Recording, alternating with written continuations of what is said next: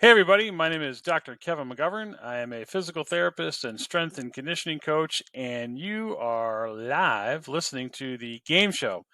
G.A.M.E stands for Graded Active Movement Exam. This is a podcast that covers everything from physical therapy and orthopedic injuries to sports injuries to fitness to how to get better. You can reach me if you want to get in contact with me, if you'd like to work with me at my website, perfectmotionsportstherapy.com. Let's begin now. This is game show number 4. It's February 27th, and pitchers and catchers and spring training has started. So that means all the adolescents and college and high schools have started or will be starting soon the sport of baseball. And one of my niches is I treat baseball pitchers, and I work with baseball and softball athletes to perfect their movement so that they can produce more. But I really get into the arm care business in about 2006. I had done a lot of pitching in my days. I actually had torn my ulnar collateral ligament, my right elbow, and taught myself how to pitch differently. So I never needed surgery and pitched till I was about 43 years old. But it wasn't until I began work as a trainer, clinician, physical therapist for an independent baseball team. And at that point, there are a lot of guys there. Independent balls, basically, when players get released, they try to come back through this independent league to get back into organized baseball, the major leagues. And this particular team, the Nashua Pride out of Nashua, New Hampshire, had a ton of pitchers who were, some saw major league time, and some were drafted. If they didn't have major league time, were drafted in the first, 4 or 5 rounds. I actually had I had two on the same team, 2 first round picks in the same draft. One went right after the other. One had made it to the major leagues. The other did not because of an arm injury. And I saw these guys, and I would begin to ask them, what were you doing for rehab or stuff? And what they told me would almost horrify me. Like some of the exercises that they did, I would do nearly the opposite. I mean, literally the opposite. One consistent thing is a lot of guys were doing shrugs, shoulder shrugs to solve shoulder injuries. That can't be one of the more wrong exercises to do. When the shoulder moves, the shoulder blades need to depress or lay down or to disengage your upper trap. So when you're actually doing shoulder shrugs, you're promoting shoulder impingement, which is one thing we're trying to avoid in the pitching motion. The other thing, when you look at video of their mechanics and even watching them in live games, like they almost look painful. Their deliveries are really long, and what I mean by that is when they take their arm out of the glove, it's pointed way behind them, and when they turn their trunk towards home plate, they have what's called arm drag. The arm is lagging behind them, putting a tremendous amount of stress on the shoulder. So I began looking at this, and that was right around that social media was starting to get hotter and hotter, and I'd see these guys on social media talking about pitching instruction and literally teaching this, and the teach they were calling it was hip to shoulder separation.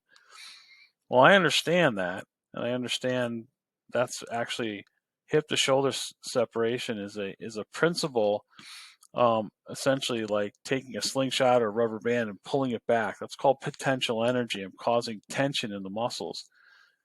But how they're teaching that hip to shoulder separation is wrong. Because when they release it, they're told to, release your hips and keep your hands back. Well, that works for many things. That works for hitting, right? Because the bat is doing the work. That works for golf, right? You'll see these guys have their hands back and their hips are already finished the swing because the golf club is doing the work. Well, we're talking about baseball pitching. When we do that and leave our arm back, these little tendons here, they can't handle that. They can't, you're talking these big muscles of the core, your glutes, your back extensors, your chest, your abdominals, your groin, all of those muscles are going towards home plate while we're leaving our arm back, right? And that's just, it's ruining elbows. I mean, there were more injuries on my other Prove It Live podcast. One show, there's a website that keeps track of sports injuries.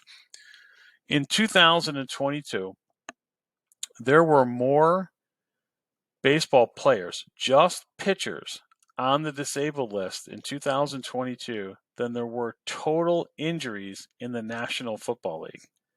That's insane. That's at the major league level. Okay, what's happening in college, in high school? A couple years ago, I from a local Division III school, I had one pitcher. There were 6 pitchers hurt with elbow injuries. Doing various things that are online and are apparently sexy, and this is cool that we do this, but it's breaking the normal, basic kinesiological or neurological sequence, and we're putting way, way too much stress on the arm.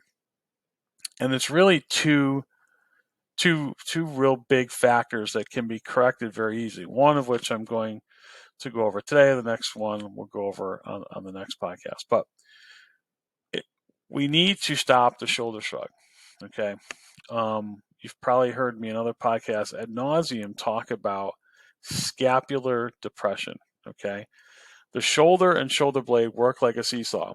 As the hand goes up, the shoulder blade needs to depress, basically, okay, or go down. But some of what's taught is, take the ball out of your glove and you're in this kind of these alphabet positions, the W, the M, the T, all of those engage our upper traps, which we do not want to do. So there's really no need to take the arm out of the glove until 1 millisecond before you're about to throw. There's no reason, right?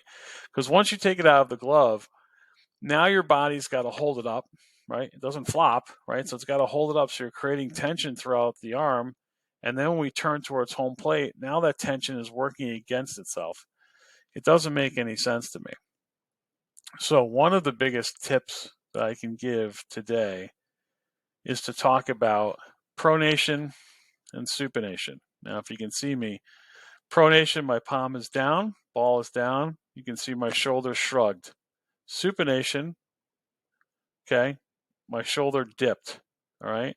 When we supinate, we relax our shoulder blades. When we pronate, we flex our shoulder blades or our upper traps. We don't want to do that. We can't do that. So one of the easiest tricks is when we're putting the ball in our glove, let's put it so the ball faces us in supination, right? Because when we're in that position, our shoulders are relaxed. Because as the ball comes out of the glove, right, we can't throw from this position. We can't throw from a ball down. Okay, it doesn't. At some point during our windup or motion, our hand has to supinate to throw. Okay, like throwing a pie. All right. A little kid picks up a ball for the first time. He doesn't turn his arm in. He just picks it and throws it like a pie. So if we keep it supinated, when the ball comes out of the glove, it is ready to throw, right? And we need to throw last in the kinetic chain, meaning everything unwinds and the last thing we do is release the ball.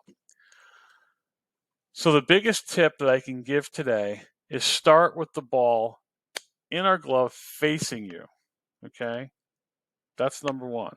And number 1A to that is hold on to the ball until you're ready to throw, meaning that leg comes up and we're about to turn to home plate, then the ball comes out. Your body knows what it's going to do. Your brain knows what's going to happen. It's going to naturally raise the ball to a position to be able to throw what we want downhill. And downhill is with gravity assistance, not from back here, which would be against gravity. If you throw against gravity, there's already a limit on your lifespan as a pitcher. Okay, look at tennis players. I mean, do you see tennis players with Tommy John surgery or even shoulder surgery for that matter? No, because they are striking the ball downhill. If they hit the ball from way back here, the ball would go out of Wimbledon and down to the Queen's Palace, right? Or King's Palace now. So we want to stay in supination, all right? Palm to God, in that position at all time. That is the biggest tip. The first tip that I do with any pitcher, you'll see their shoulder blades relax and we'll start. And get rid of the alphabet soup. We do that by keeping the hand in the glove at all times. Number one, it's neurologically and kinesiologically correct. And two, if the ball's in the glove longer, guess what else happens? Oh, yeah, the batter can't see it. So that is your tip today to keep shoulders and elbows healthy. I'll be doing more of these in a series to promote my baseball program, which is Velocity RX. So if you want to gain more velocity, more command, have more pitches with just slight changes in your grips, increase in spin rate, I don't want to tout myself, but if you clean up the human movement and you clean up the mechanics, the results are just off the chart. Like velocity 3 to 10 miles an hour, easy without even trying. Please visit my website at perfectmotionsportstherapy.com, and I look forward to hearing from you, and keep those arms safe. Thanks for listening.